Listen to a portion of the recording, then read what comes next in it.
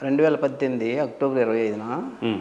విశాఖపట్నం ఎయిర్‌పోర్ట్‌లో హ్మ్. మా వోడు క్యాంటీన్‌లో పనిచేస్తా ఉంటాడండి. ఆయన ఏదో సఫ్‌గా ఏదో అందిస్తా ఉంటాడు ఆయన. అంటే షెఫ్‌గా పనిచేసేవాడండి? సఫ్‌గా పనిచేస్తాడు. హ్మ్. ప్లస్ అది అది ఫ్రూట్స్‌ని ఫ్లవర్ కటింగ్, డిజైనింగ్ వర్క్ కూడా చేస్తాడతను. ఓకే. బేకరీలో అంతకుముందు చేసున్నాడాయన. హ్మ్. చేస్తుంటే అటువంటివి చేస్తూ ఉంటాడు. జగన్మోహన్ రెడ్డి గారు ఆ సాంబార్‌కొచ్చి టీ తాగి 10 నిమిషాలు కూర్చొని మంచినీళ్ళు అవి తీసుకొని రెస్ట్ తీసుకొని హైదరాబాదు ప్రయాణం చేస్తూ ఉంటారంట ఆయన. ఓకే. అది ఏదో తన హ్మ్. కోర్టులు వాయిదాలకు ఎటు వెళ్తూ ఉంటారట ఆయన. హ్మ్. అయితే వీడు అందులో పనిచేస్తూ ఉంటాడు కదా! అంతకుముందే వీడు వీరాభిమాని జగన్ గారికి. హ్మ్. మా మీ తమ్ముడు మా శ్రీనివాస్. మా ఊర్లో అయినా ఎక్కడైనా ఇంటివెల్లో కూడా తెలుసుకున్న వీరాభిమాని. హ్మ్. వీడు కూలీ నాలి చేసి హ్మ్. ఒక 4,000 రూపాయలు సంపాదించాడు.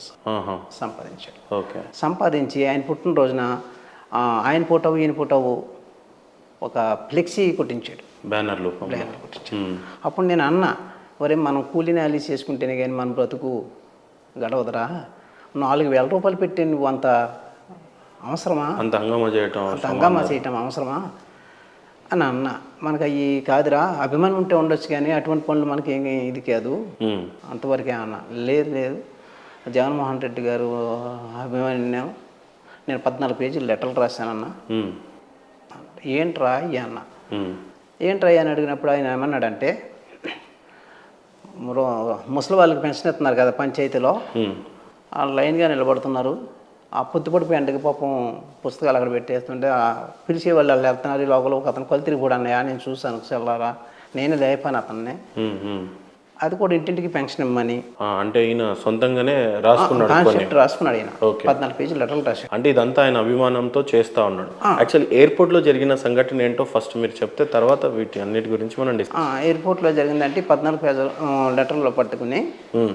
జగన్మోహన్ రెడ్డి గారికి అందజేయడానికి వెళ్ళాడట ఈయన. ఓకే. వెళ్ళాను అన్నయ్య. ఆ సమయంలో సెల్ఫీ దిగే వాళ్ళు దిగుతున్నా ఉన్నారు. అది నేనైతే దగ్గరలో లేను నేను. హ్మ్. నేను కూడా తర్వాత ఆయన వెళ్ళిపోతున్నారు కదా అని స్పీడ్గా వెళ్తే అన్న సెల్ఫీ దిగాలి అని అన్న హ్మ్. అనేసి అన్న మీరు ముఖ్యమంత్రి గారు అవుతారు, హ్మ్. మీరు బస్సు యాత్ర చేస్తున్నారు. అంటే సంభాషించారు. సంభాషించారు. జగన్మోహన్ రెడ్డి గారితో మాట్లాడాడు కూడా. 160 సీట్లు వస్తాయన్న మీకు. ఆ. మనకు 160 సీట్లు వస్తాయి మన పార్టీకి. హ్మ్. అయితే మీరు బస్సు యాత్ర చేస్తున్నారన్న, అది కరెక్ట్ కాదు, పాదయాత్ర కరెక్ట్ అన్న ఆ. అని చెప్పి 14 పేజీలు లెటర్లు అందించి చెప్పి దిగుదామన్న సమయంలో వెళ్ళాడు పక్కకి. హ్మ్. వెళ్ళాను అన్నయ్య. హ్మ్. ఆ సమయంలో నా దగ్గర అటువంటి పవర్ఫుల్ కెత్తులు ఏమి లేవు కానీ హ్మ్. ఏదో చిన్న చిన్న ఫ్లవర్స్ కటింగ్ చేసి అవి ఉన్నాయి. హ్మ్. సంథింగ్ ఏదో అన్ఎక్స్పెక్టెడ్గా మాత్రం జరిగింది ఇష్యూ. ఆ. అది పెద్దగా చేసి పోలీసులు నన్ను గొడవ కలబడి జగన్మోహన్ రెడ్డి అంటే గారి మీ మీద తమ్ముడు అసలు కోడి కత్తితో దాడి చేయటం అనేది జరగలేదు. అది జరగలేదు. ఆ. అప్పుడు అదేమన్నాడంటే ఇలాగా జగన్మోహన్ రెడ్డి గారి మీద దాడి జరిగిందని గందరగోళం చేస్తారు. ఇలా పోలీసు వారు నన్ను కొట్టేస్తున్నారు. హ్మ్. కింద పడేసి కొట్టేసే సమయంలో హ్మ్. జగన్మోహన్ రెడ్డి గారు మళ్ళీ వెనక్కి వచ్చి విష్ణు చిన్నదే కుర్రని ఏం చేయకండి అని చెప్పేసి అంటే అప్పటికి జగన్మోహన్ రెడ్డి గారు చెప్పారు, ఈ అబ్బాయిని ఏమనకండి అని. ఏమనుకుని విష్ణు చిన్నదే అని చెప్పేసి ఓకే. అన్నాడు. వెంటనే వెళ్ళిపోయారు అన్నయ్య. నన్ను పోలీసు వాళ్ళకి అరెస్ట్ తీసుకుని నన్ను ఇలా నిర్బంధించారని చెప్పాను. ఓకే.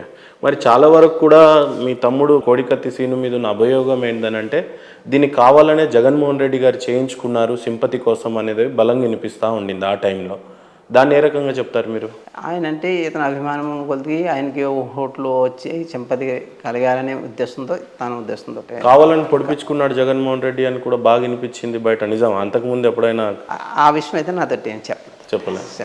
అంటే చాలా వరకు కూడా ఇంకా బలంగా వినిపిస్తుంది ఏంటంటే ఆ రోజున ఆరోపణ ఇంకోటి ఏముందంటే దీన్ని స్వయంగా ప్రతిపక్ష నేత చంద్రబాబు నాయుడు గారు అప్పుడు ముఖ్యమంత్రిగా కూడా ఉండేది. కానీ వీళ్ళు చంద్రబాబు నాయుడు వాళ్ళు టీడీపీ వాళ్ళు కావాలని కోడికత్తి దాడి చేయించారు, ఆయనను చంపేయాలని ప్రయత్నం చేశారు, త్రుటిలో బయటపడ్డాడు అని చెప్పి కూడా బయట అన్నారు. మరి లేదు సార్, అది అస్సలు కరెక్ట్ కాదు సార్.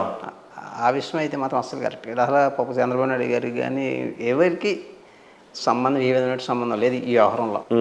అటు అనుచిత ఆలోచన. అంటే గతంలో ఇదేదో హైలైట్ అవుదాము, మనము జగన్మోహన్ రెడ్డి గారు ముఖ్యమంత్రి అవ్వాలా అనే కోరికతో జరిగిన వ్యవహారమే తప్ప ఎవరు చేయించింది కాదు సార్. గతంలో మీరు ఎప్పుడైనా టీడీపీ ఎమ్మెల్యేలను కలవటం కానీ చంద్రబాబు నాయుడు గారిని కలవటం కానీ నారా లోకేష్ గారిని కలవటం కానీ ఏమైనా జరిగిందా? 4 సంవత్సరాలన్నర వరకు మాత్రం మేమైతే చిన్న భిన్నం అయిపోయాం సార్. ఎందుకంటే ఇలాగ ఎవరు కూడా స్పందించలే. అంటే ఏదో జరిగింది అని అటు ఇటు కూడా ఎవరు స్పందించలే. మేము అలాగే ఆర్థికంగా మానసికంగా కుచించిపోయాం. కుచించిపోతే తర్వాత మన అదే పిఠాపురంలో లోకేష్ గారు దళిత గలమని ఒక సభ పెట్టారు.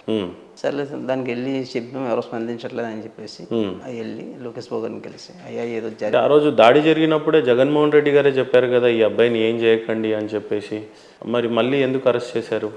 అంటే అరెస్ట్ చేశారని అంటే ఈ కుర్రోడు చెప్పరని ఏమన్నా కానీ చెప్పిన మన పార్టీకి నష్టం కలుగుతుంది అని చెప్పేసి అందులో పెట్టడం జరిగింది. కేవలం ఇదంతా కూడా ఎందుకు పెట్టడం జరిగిందని అంటే ఒక దళిత అబ్బాయి ఎస్సీ మాల కులానికి చెందినవాడు కాబట్టి మా దగ్గర డబ్బులు లేవు, రాజకీయ బలము లేదు, ఏమి లేదు, ఏదైనా చెల్లుతుంది అని చెప్పేసి అదొక కారణం. అదే డబ్బు ఉన్న వాళ్ళు పలుకుబడి ఉన్న వాళ్ళు అయితే 4 జైల్లో ఉంటారుగా. ఏదో పేద కుటుంబం రెక్కాడితేనే కానీ డొక్కాడదు కాబట్టి నిండదు కాబట్టి అది కేవలం పరిస్థితి. ఒక దళిత అబ్బాయి కాబట్టి మెయిన్ అది కేవలం ఇప్పుడు ఎలాగైనా వాడుకోవచ్చు అని. గతంలో ఒక 7 నెలలు రిమాండ్ ఉన్న తర్వాత సీను బయటికి వచ్చాడు. ఓ 2 నెలలు ఉన్నాడు మీతో, ఇంట్లోనే ఉన్నాడు. మళ్ళీ ఎందుకు రిమాండ్ చేశారని? రిమాండ్ చేశారంటే మళ్ళీ అదే రాజకీయ లబ్ధి కోసమే. ఎవరు చేయించారు? మళ్ళీ మన అధికార ప్రభుత్వం వైసీపీ ప్రభుత్వం ఉంది కదండి సార్, అదే మళ్ళీ ఇతన్ని బయట నుంచి మంచిది కాదు, మళ్ళీ లోన్ పెట్టి ఏం చేయాలని చెప్పేసి లోన్ పెట్టించి. ఇందాక చెప్పినట్లు శ్రీనివాస్ గారు కొంత మేనిఫెస్టో టైప్ రాశారు అని చెప్పారు. అంటే పెన్షన్ల కోసం లైన్లో లించోద్దు, ముసలోళ్ళు వెళ్ళలేరు, లించోలేరు అని అన్నారు. ఆయన చేతిలో దొరికిన పేపర్లో దాదాపుగా శ్రీనివాస్ రాసినటువంటి మేనిఫెస్టో విధంగానే కనిపిస్తూ ఉంది. అసలు ఎలాంటి విషయాలు రాసుకున్నాడు అందులో శ్రీనివాస్? అదే మీ జగన్మోహన్ రెడ్డి గారు ముఖ్యమంత్రి అయ్యాక నేను 14 పేజీలు రాశాను. అంటే వృద్ధాప్య పెన్షన్ల కోసము, ఇట్ల కోసం, ఆ ఇల్లులు సగం ఇల్లులు కట్టుకునేటువంటి ఇటువంటివన్నీ రాశారు సార్.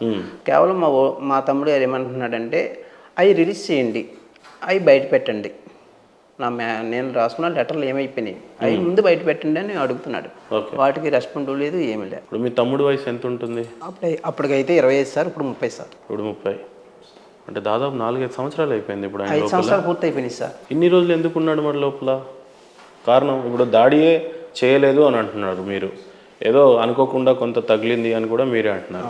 జగన్మోహన్ రెడ్డి గారు అబ్బాయిని అరెస్ట్ చేయొద్దు అని కూడా అన్నారని చెప్పారు.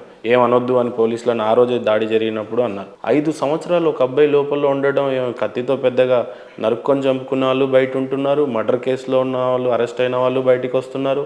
అట్లాంటిది ఎందుకు ఇన్ని రోజులు మరి ఆయన అరెస్ట్ అక్కడ?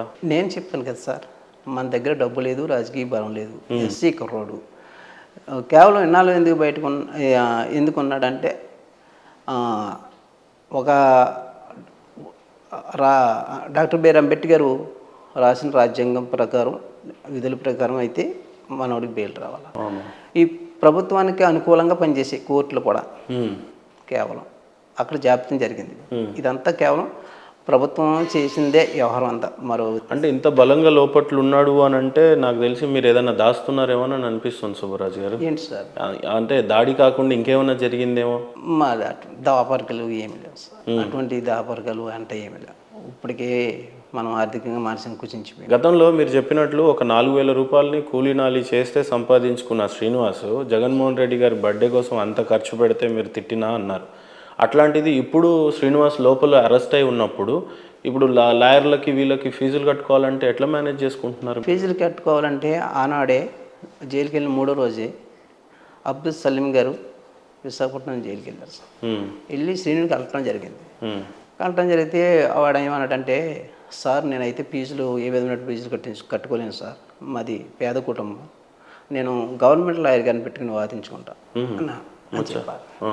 అప్పుడు ఈ మాటలకి పాపం సలీం గారు సలించిపోయి, అయ్యో ఏ కేసు ఒకటైనా మనం చేద్దామని ఆయన మనసులో కలిగి వెంటనే నాకు ఫోన్ చేసాడు ఆయన.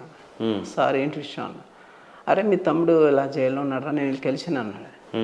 నేను అన్నా, సార్ మేము కనీసం దారి ఖర్చులు కూడా డబ్బులు ఉండవు సార్, మేము విశాఖపట్నం రావాలంటే మాకు డబ్బులు లేవు, చూడటానికి వద్దామంటే అని బాధపడ్డా.